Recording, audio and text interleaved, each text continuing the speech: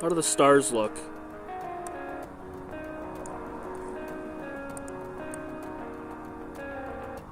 What do you think, people? How do the stars look? I think they look pretty darn good to me. That's at 2 times magnification.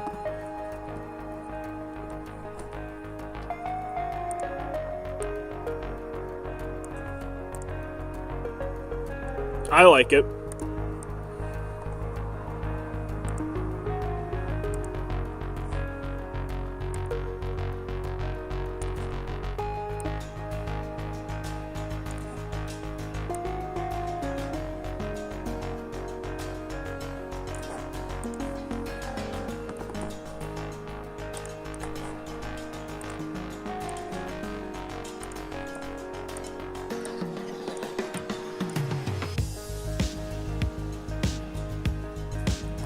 And they moved just a slight bit up.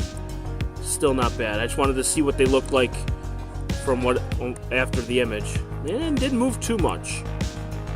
Didn't move too much at all. Could probably go a little bit longer, but 5 minutes is perfect.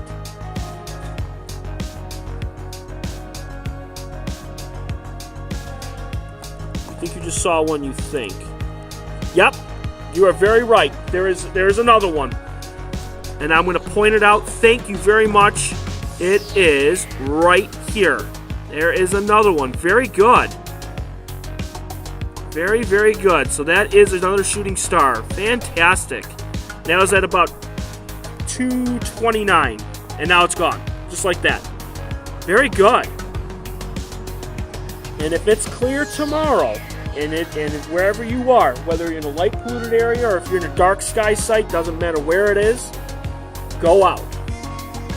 Because you can see anywhere ranging, and this is no joke, you can see anywhere from 100 to 150 an hour. It's crazy how many you'll be able to see.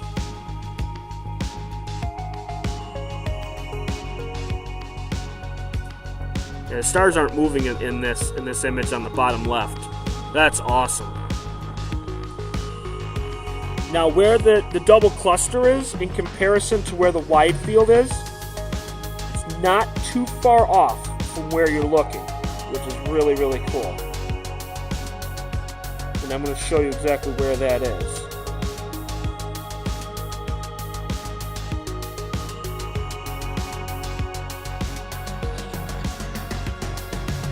Okay, so you see these. Okay, I'm going to pull this up here. You see this line of stars. Okay. The last one is a red star. That one's Miram, which is right here. I know I have it. Hopefully, it's showing up on your screen. That's Miram right there. The double cluster is actually this speck right here. This is the double cluster. This is where we're shooting right now, currently, with the long exposure. And then, of course, this is Cassiopeia right here. I have that labeled. So this is where we're shooting right here. So it's really, really neat because it's 2 clusters of stars and it's a lot. And somebody said it looks like diamonds. It is really, really awesome. Around what time tomorrow night?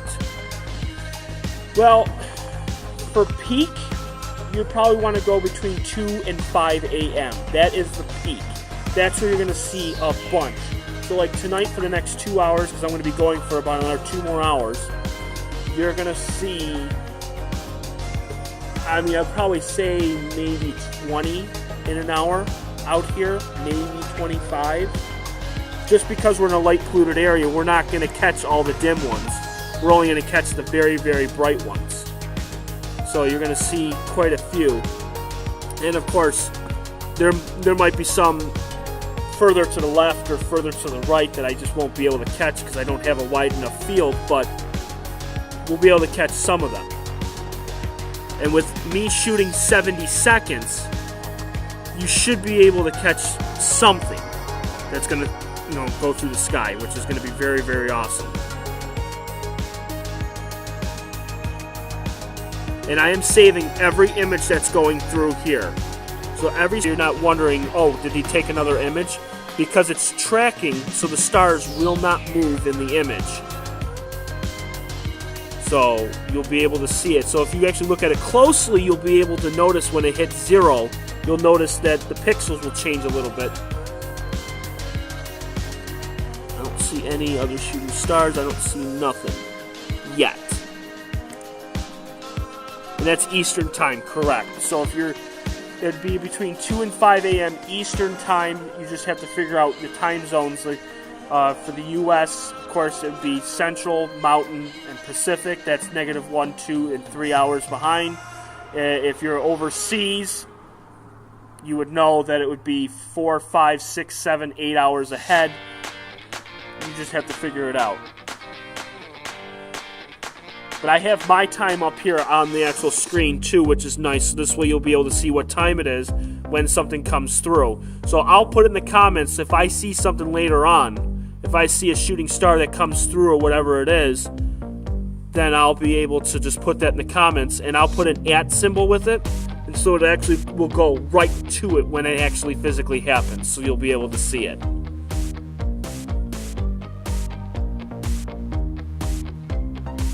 There's another one.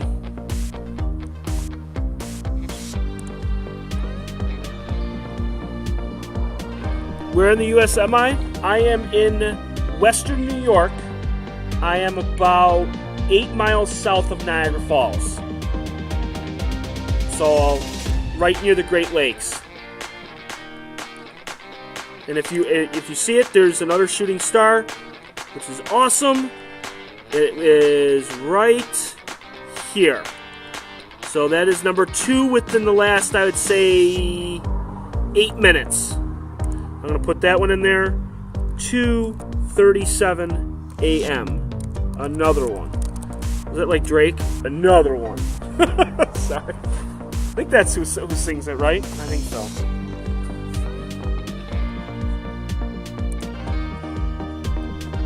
They're faint. But if you were to go to a dark sky site, it would be like just, well, hence a shooting star, pretty much. DJ Cleat, that's who it is. I'm sorry. I thought it was Drake. Boy, I'm bad. Ohio here near Cincinnati. Yeah, you probably do. Actually, what you can do, what's really cool, is I'm actually going to type in my website, and you could definitely head over there whenever you get a chance. Let me just type it in here for you. That's my website, and by all means, you can go right there. And I actually have a light pollution sky map where you can actually type in your address and you can actually see where your light pollution is. And how that goes, there's a legend right below that. So how that works is it's called the Bortle scale. And how they figure that out is light versus artificial brightness.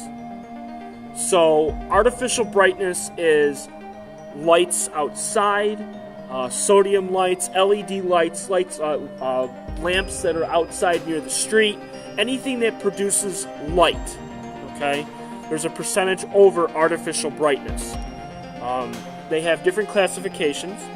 They have white, which is inner city, red, which is the suburbs, outer city, orange, which is like village, yellow, green, blue, gray, and black.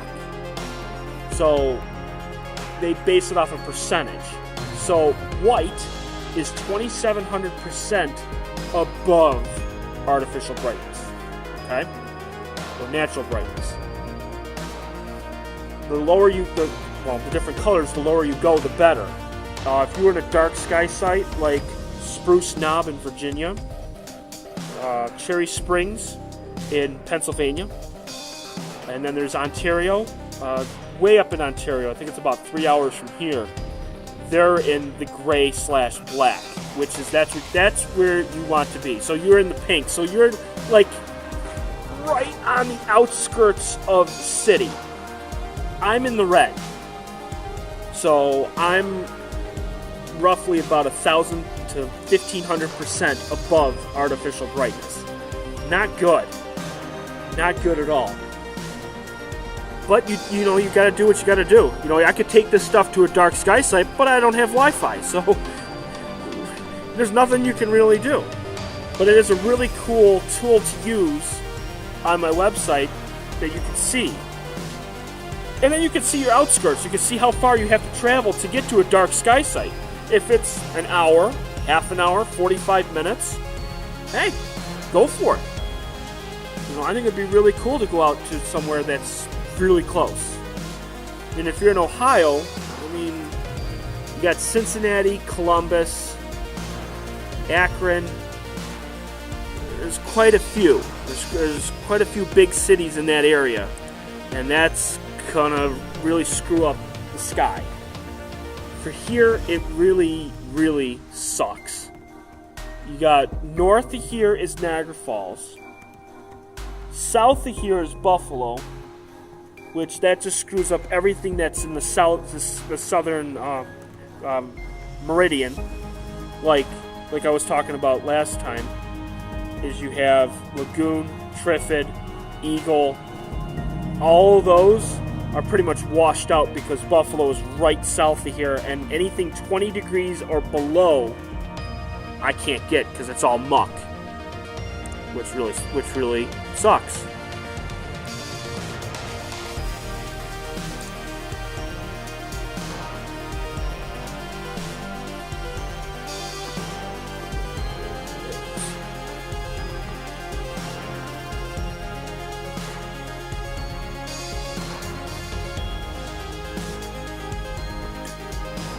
Hours. Yeah, I mean, I'd have to drive about an hour and a half to 2 hours for me. You know, Ohio is really tough because there's really no dark sky sites, and the cities are so close to each other. Really not good. But that doesn't mean you can't get something, and that's the thing. Is just because you're in a light polluted area doesn't mean you can't see something. That last image was not good on the bottom left. Well, just think. I have to be up for work in 5 hours. I don't plan on going to bed anytime soon. I may very well pull an all-nighter. I don't know. But I gotta be to work early. But it's the Perseids, people. It's the Perseids. We gotta get something. We gotta get more. We've seen probably 3 or 4 up to this point. 2 that were definites within the last hour.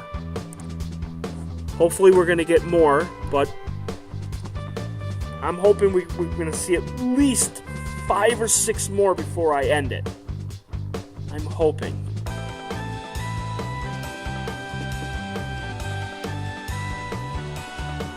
With it being light polluted, I don't see 100. I wouldn't see anything more than probably 5 an hour, maybe 10. But that's about it. That's probably as far as I would go with it being light polluted.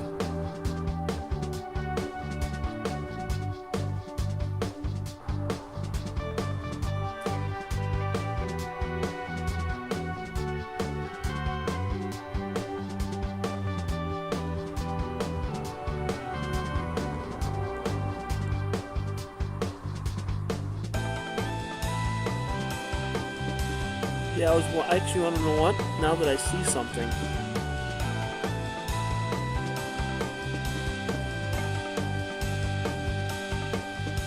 Yeah. If you look carefully, and I mean look very carefully, I want to show you something. That right there, that you see here, this little splotch right there, that's Andromeda Galaxy right there. I just wanted to let you guys know that's Andromeda. That's the big gigantic galaxy. I didn't know that it was actually in our screen the entire time, but that's it right there. That's actually quite cool. I didn't even notice that.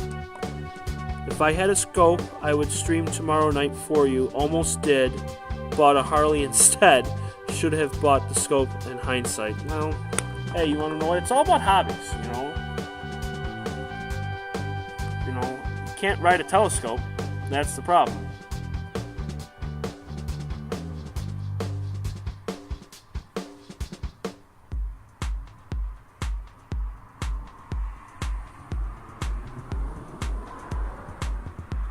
And the other thing is, you really don't even need a telescope. That's the best part. Like the wide field that you see here, the big picture, the big image that's on here, that's not even from a telescope. That's just a straight up camera with a 180 degree lens. That's it. It's a wide field lens. Same thing with the top left with the Meade DSI. That's not even a telescope. That's just a camera hooked up to a regular camera lens. And it picks up all of that detail. Now the one on the bottom left, of course, that's a telescope, and that's long exposure and guiding and all that stuff. But yeah, you don't even need a telescope. All you just need is just a camera and a lens. Well, I'd have to move this. But if you guys want me to, I'd be more than happy to move it. So let me do that. How many have I taken? Let me see. I have taken... This is number 7. And 1 was bad, so I've taken 6 so far. So that should be good. So I can actually move it if you guys want me to. Alright, so now we're going to move the scope.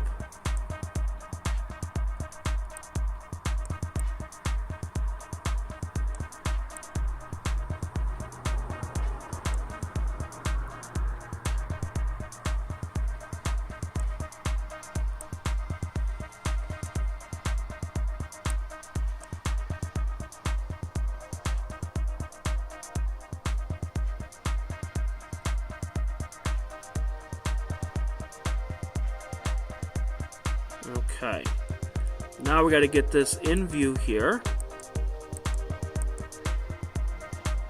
Now this sucker is going to be big, and it's going to fill the entire screen. So now you're actually going to start seeing it coming in here on the top left on the Meade camera, and you're going to see how big this thing is. So I'm just centering it here. There we go. Now we're going to center it, and now what I'm going to do is I'm going to preview it on the bottom left here.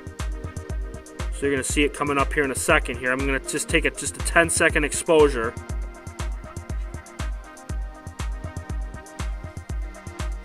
Okay. We got to move it. I just want to get this centered because this thing's going to fill the entire field of view.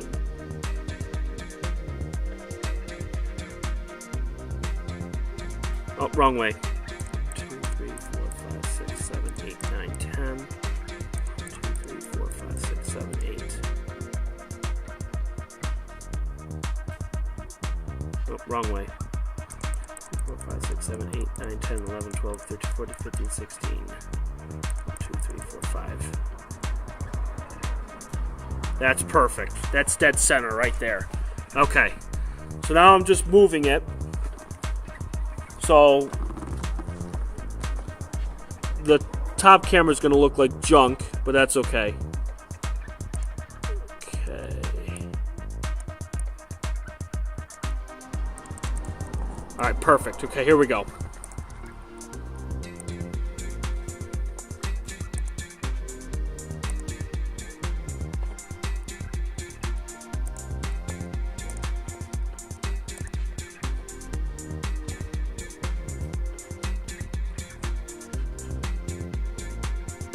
Oh, that's right, the Parker probe. I forgot about that. That's coming up, like, really soon.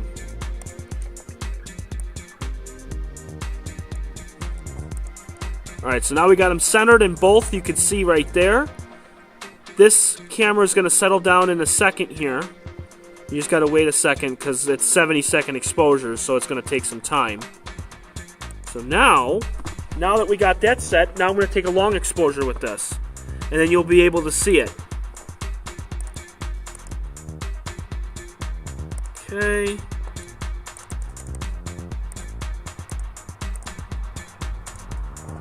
Okay. And now we're going to take a long exposure.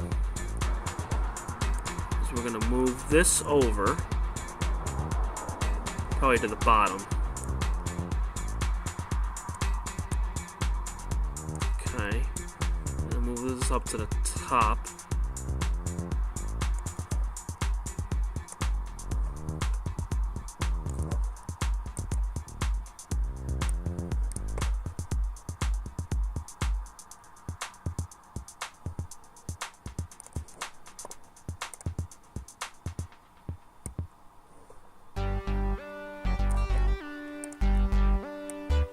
Oops.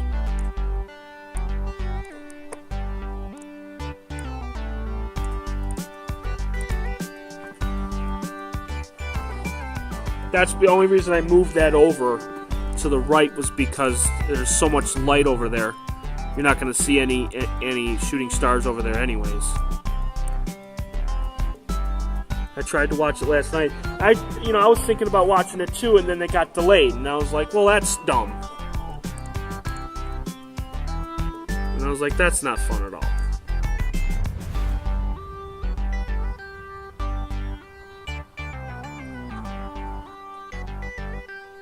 Who doesn't love staying up until 3 a.m. to look at stars? And I love it. It's actually really nice outside too. It's absolutely beautiful outside tonight. Alright, so this image should be done. The buffer.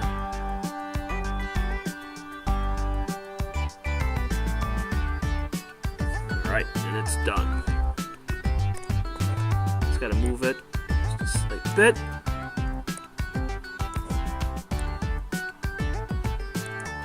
This is the Andromeda Galaxy. For one shot, that's not bad at all.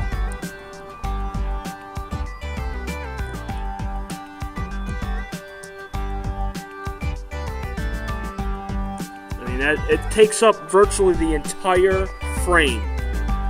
So if you were to take, this is the center, of course. Then there's a little miniature baby galaxy right there. Little baby galaxy. And then there's a galaxy up here too. So then you can see that one also. And then you'll see the center core. You can actually see some of the dust lane, which is right there. What I can do is I can enhance it just a little bit with the histogram, and then you can actually see it just a little bit more. So then you can see the outer edge of the galaxy, which is right there. And then if you...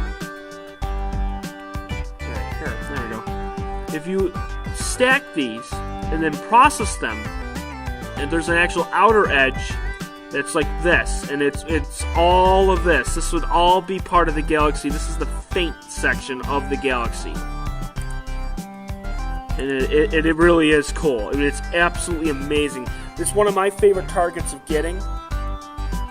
It's just so cool, and to process it, like, you'd have to take short exposures to get, the actual center core. Like, I could take the actual histogram and bring this all the way down, and you could just barely see the center core, which is right there.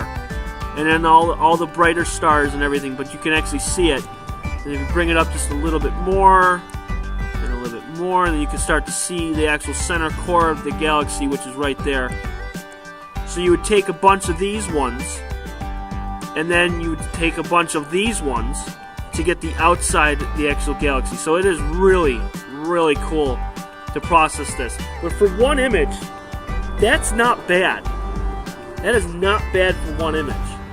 Because you would take between, 20 to 30, maybe even 40 exposures, and then you stack them one on top of the other.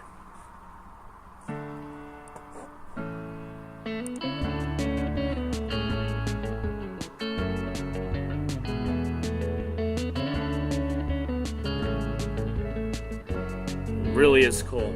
It's one of these things I just love to do, and love to show the night sky to people that can't see stuff like this.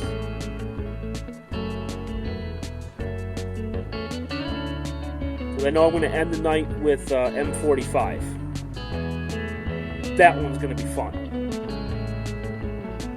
That one's going to be lovely. The only problem is, I don't know. Let's see if it's going to be in view. Oh yeah, sure, of course I can. I can zoom in on it.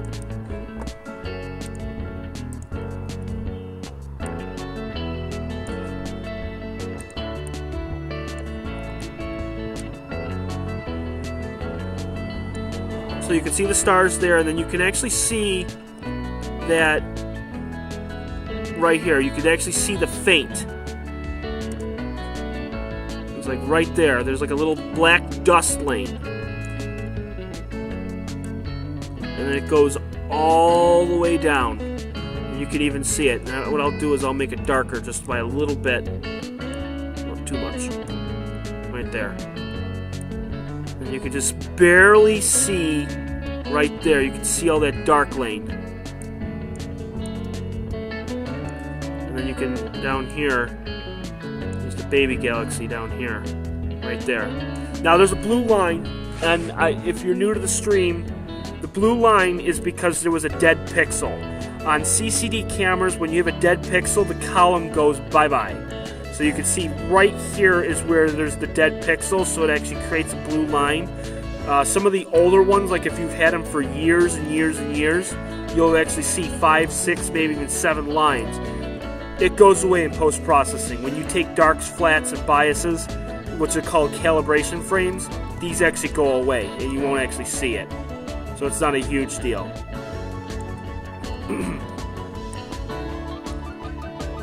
You can actually see right here, there's actually like a hook right around here, and there's a hook right around here, which is really amazing.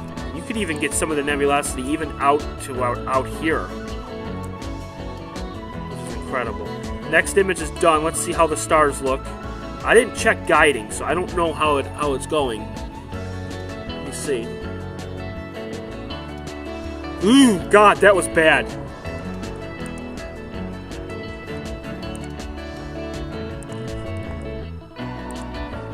Let me fix that.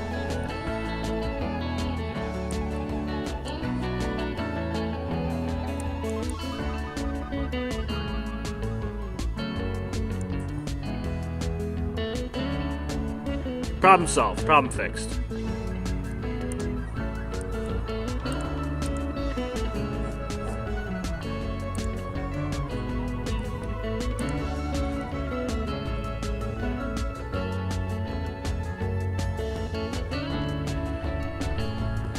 The darker spots, what that is, that's just like a dust lane, and it's amazing that you can see something like that, and it's hard to believe, but the Andromeda Galaxy is 2.5 million light years away.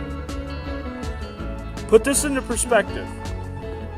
You're seeing this galaxy as it was 2.5 million years ago. It's just amazing. So light took 2.5 million years to get to here so you can see it. It's just amazing. Unbelievable to even think about that.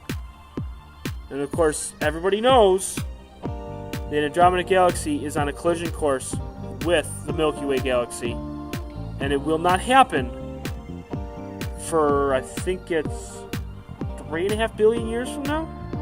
4 billion? Something like that? So we got a long time. We got a long, long time before it's going to happen. Yes, exactly.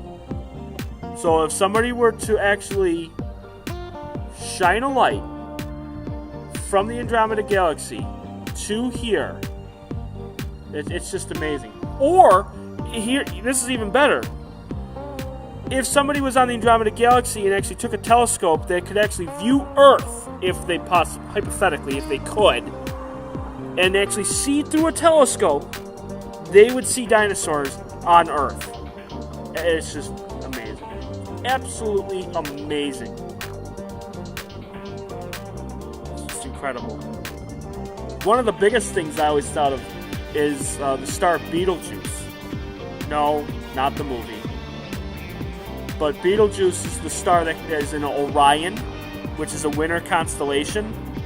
I'll be getting that in a couple months, like 2 to 3 months from now. And that lays about 600 light years away. And for all we know, that star's gone. Because it's a red hypergiant. And right now, that star could go kaboom. Because when they're red hypergiants, they just explode. And this tide just hasn't gotten here by now. So that's the thing. So if it explodes, we don't actually see it. So another thing is that if the sun blew up right now, boom, it would take 8 minutes to get to Earth, because light would travel 8 minutes to get from the sun to Earth. The closest star is Alpha Centauri, and that's 4 light years away. That's the closest star from here. So we're seeing that star 4 years in the past. Just crazy. Just absolutely crazy.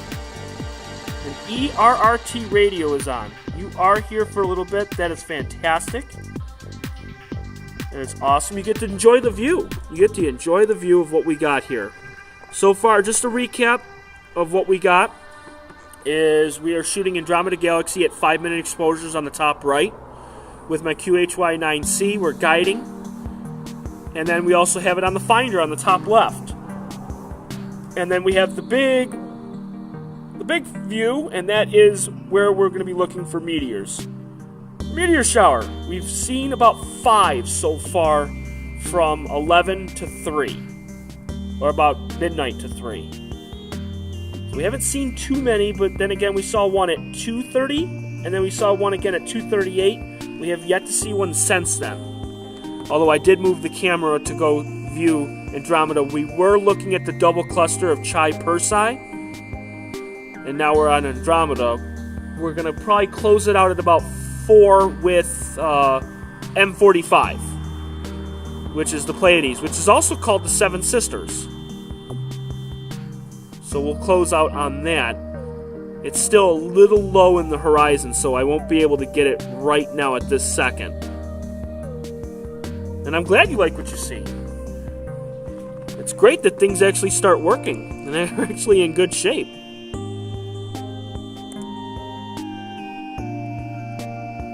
Guiding's been iffy tonight. It has been iffy.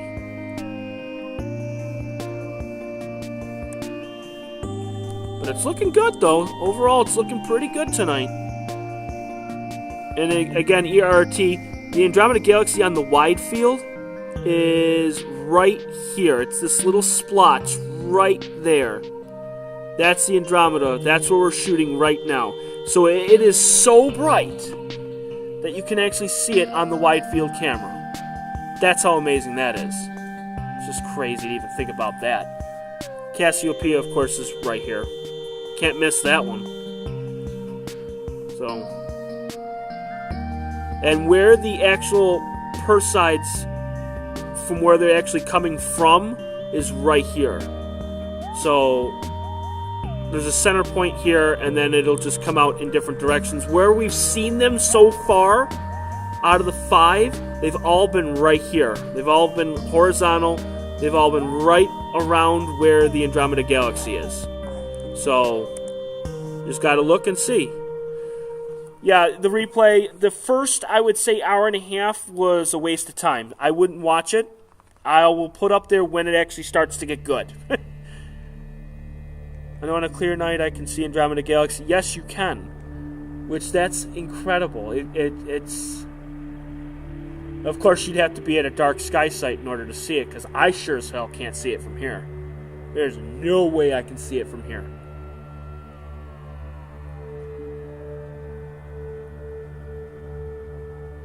And AJ says he's going to be at his front porch to watch it all happen. Take a picture. Try to take a picture. And try to, send it to me. Send it to my email. If you catch something or you see something, send it to me. I would love to see everyone's pictures. So this next image is done. So you're actually going to see the plane actually go right through the image on the top right.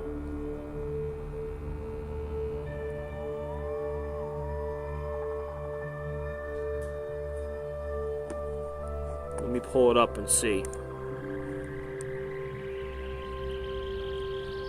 Yep, I see it. I'll zoom in so you can definitely see it. There it is right there.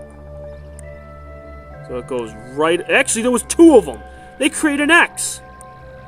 Look at that. And I could tell if they were satellites or if they were a plane My guess is they were satellites. And I'm actually going to pull it up and I'll see if they were satellites or not. My guess is they were satellites. What time is it right now?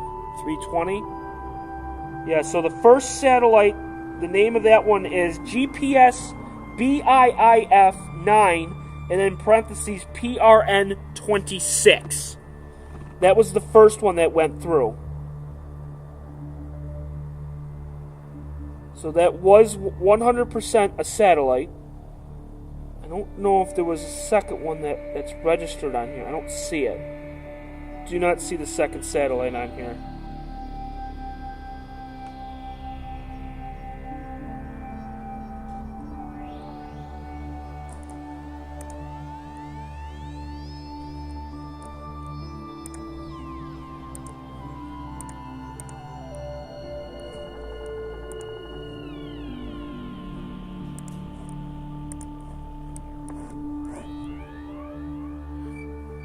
Yep, we're going to move the telescope.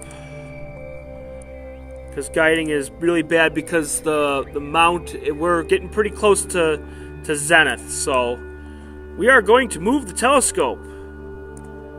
Yay! And we're going to actually go and finish this sucker off for the last hour getting M45. I mean, how awesome is that? So is everybody ready? Here we go.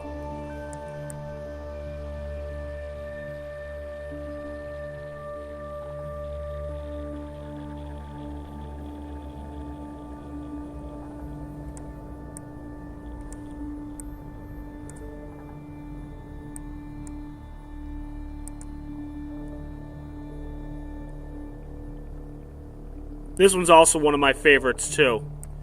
By far is one of my favorites. I love the Pleiades cluster. Absolutely love M45. And we're going to change that on here.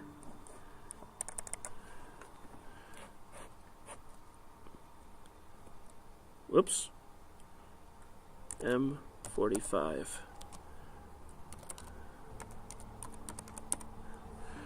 I know I spelled it wrong, but I really don't care. M45.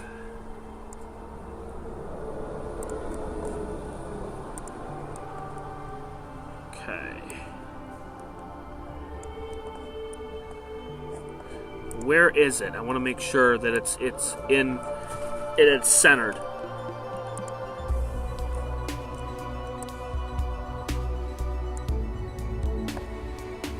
I could. I most certainly could, and I have in the past. Let's see.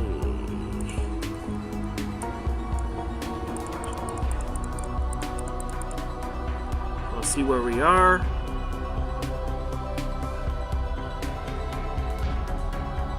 Okay. And it looks trippy. I'm just moving it so I can get it centered.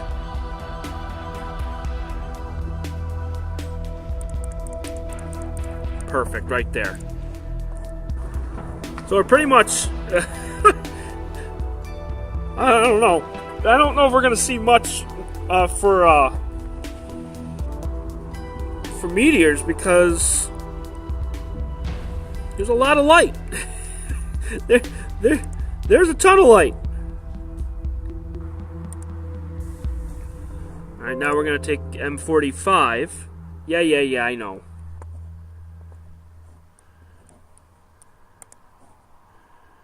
So we'll see what happens with the focus. I turned it to the right, so we'll see what happens.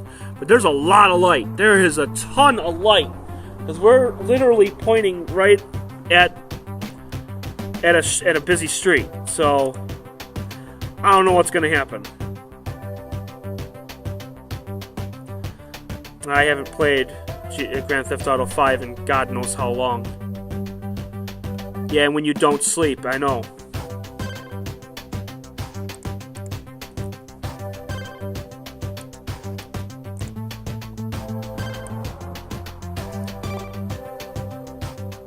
Ooh, guiding is really bad right now. Trying to fix it.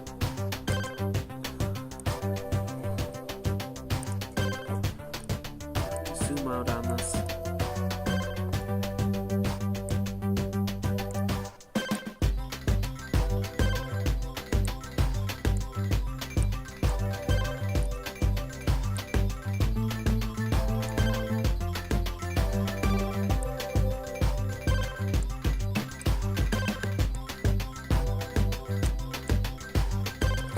And you can just barely see it on this one. Then again, it's only a 5-minute exposure. Exposure finished.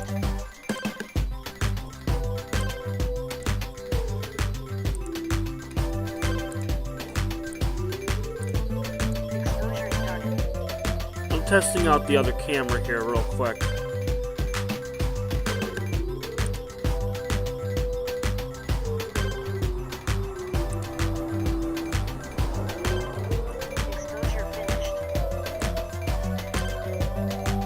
Well, that looks a little bit better, okay. Here, I'll bring in the other camera. Because we can't have enough cameras, right? So we're just bringing in the other camera. The Orion G3. Because it's a dual setup. I just haven't had a chance to use it. So we'll use this for the last hour. 45 minutes or so. Perfect. Okay. So that's the Orion G3 taking the exposure of the Pleiades. Yeah, I know, all the cameras. There's so many of them. Trust me. We got lots of cameras. Lots and lots.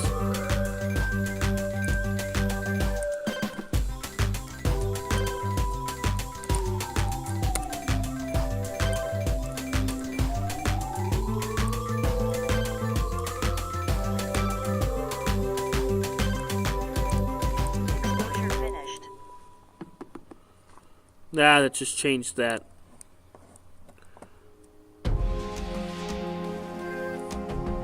Stars look pretty good, though. Exposure finished. See, that's like reddish. Ugh.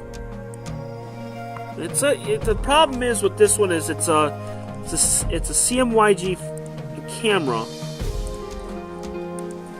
and I forgot the color pattern. Because when you use CMYG, it's absolutely horrid and it screws up. Exposure finished.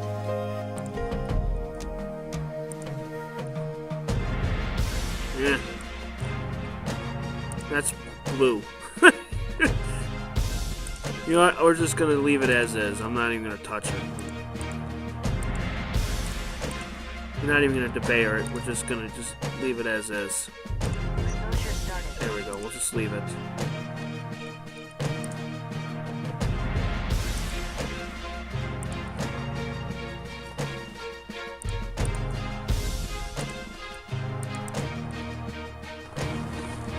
Pleiades is still low, pretty low, but it's not. It's about maybe 35 degrees, so maybe it's not too bad. Exposure finished. Let's see. There we go. So that's the Orion G3 camera. So now I can actually shoot at longer exposure. Let's try. That was 40. So let's try 120. Yeah,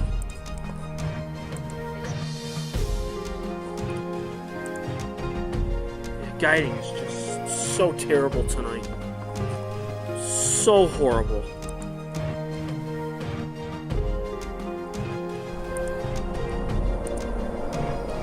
There goes an airplane. May have to lower down the gamma.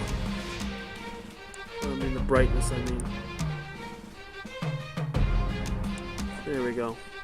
Sort of. There we go. That's probably a little bit better, so you can see it just a little bit. Now you can actually see the Pleiades.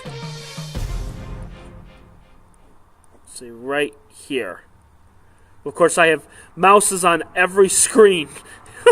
but it would be right there on the center of the screen. That's the Pleiades.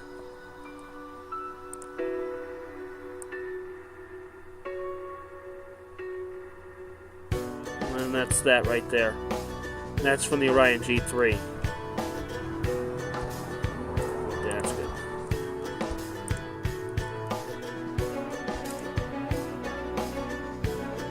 Yes, that was an airplane. That was a good one though too. So we got about another half an hour, and then we are going to call it a night.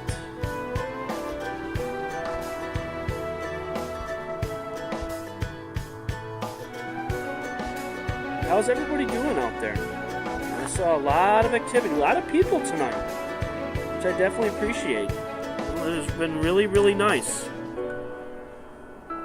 ERRT Radio, AJ was on. Glass, that's awesome.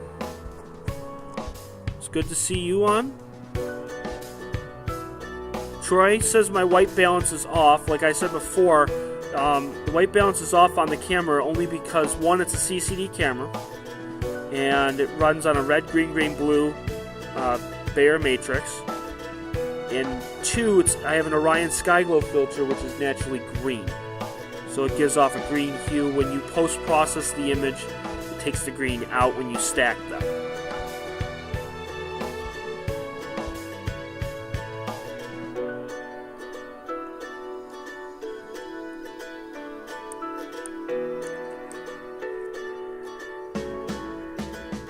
Good attitude, yeah. It's a great attitude. I love it. I mean, I make mistakes. We all make mistakes, and we live and we learn.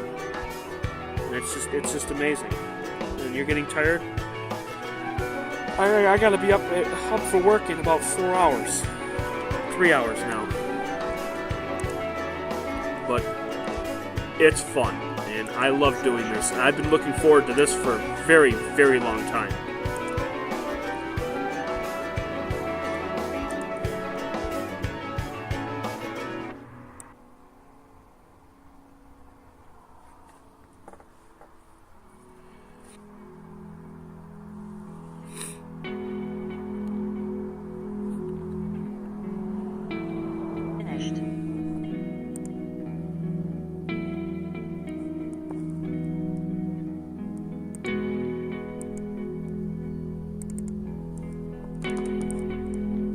And I'll check back on these images later on to see maybe there might be one that we missed, or a strangler or whatnot, because I have the entire wide field going, so maybe we might get something, we might not, but we'll find out.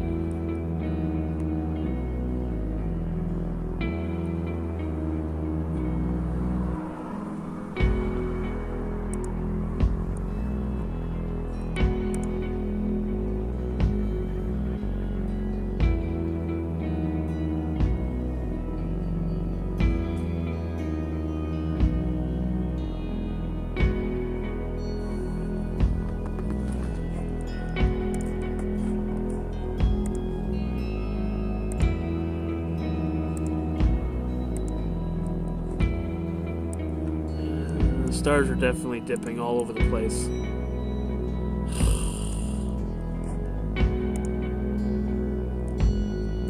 Oh dear, guiding is completely gone off the table. Holy mackerel, the guiding is just completely gone haywire. You're finished. Exposure started. Oh yeah, that's gonna be a terrible picture. It's because guiding decided to just take a poop.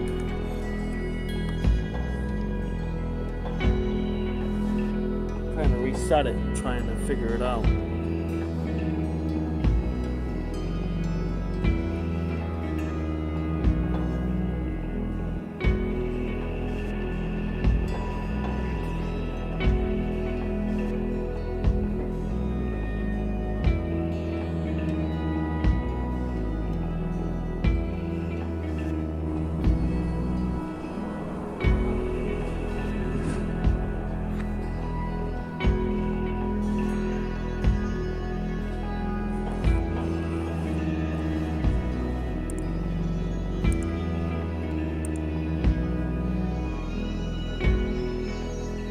Stars should be a lot better on this one.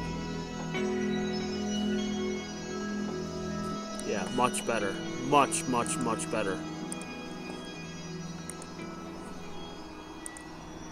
The fixed guiding, so yeah, that's much better.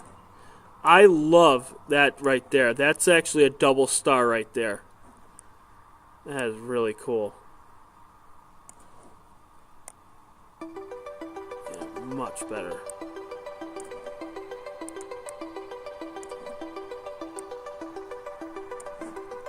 Excellent.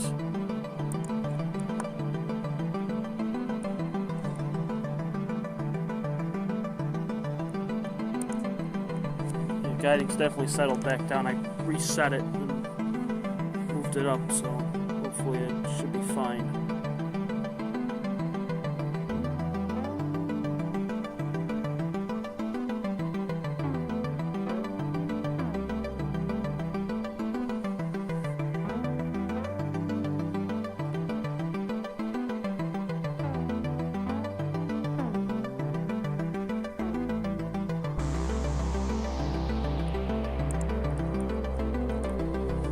Alright, so we're going to be calling it a night very soon. Probably sooner than 4:30. Because I'm starting to get tired now. I'd say after this last image here on the QHY, and then we will call it a night. Exposure finished. Exposure started.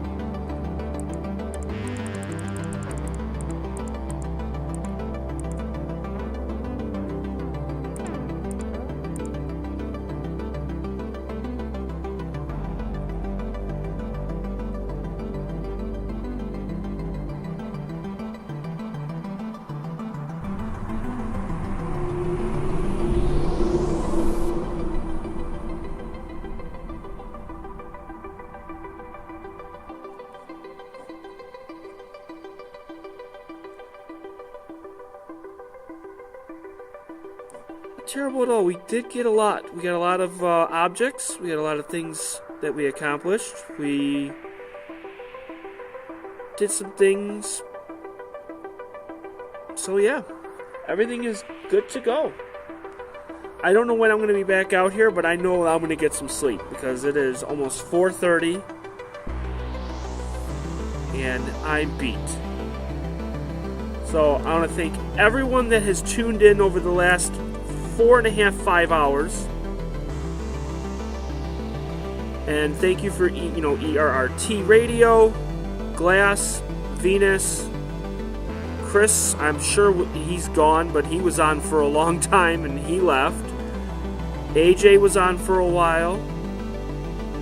So yeah, everybody, I just want to thank you. Make sure you're subscribing. Make sure you're hitting that notification button. And I will talk to everyone later. Have a great night. Bye.